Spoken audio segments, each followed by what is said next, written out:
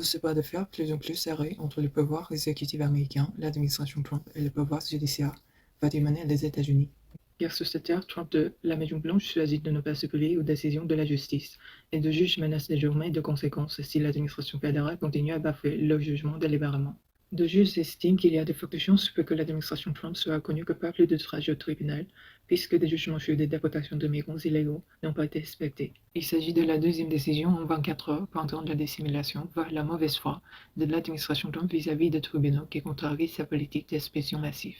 Le juge Boasberg relève qu'au moment de cette décision le 15 mars, les personnes concernées se trouvaient à bord d'avions à destination de l'étranger après avoir été volatilisées hors des États-Unis par le gouvernement avant d'avoir pu faire valoir leurs droits en contestant leur expulsion devant un tribunal fédéral. Au lieu de se conformer à la décision du tribunal, le gouvernement a poursuivi l'opération d'expulsion à la hâte, déplore-t-il.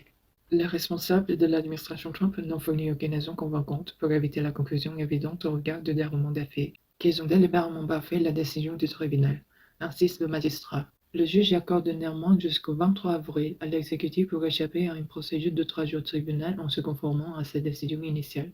À défaut, il lui demande de soumettre l'identité de la ou des personnes qui ont choisi de l'ignorer. La Maison-Blanche a annoncé qu'elle contesterait en justice cette conclusion. La sanction d'un outrage au tribunal pour un particulier, ça peut être soit de la prison, soit une amende, soit les deux. Pour une administration, c'est plus complexe, mais surtout cette crise savait bien les limites des tribunaux à faire respecter leurs décisions face à un pouvoir exécutif qui piétine les règles. C'est pour cela que certains analystes sont convaincus que les États-Unis sont au bord de la crise constitutionnelle.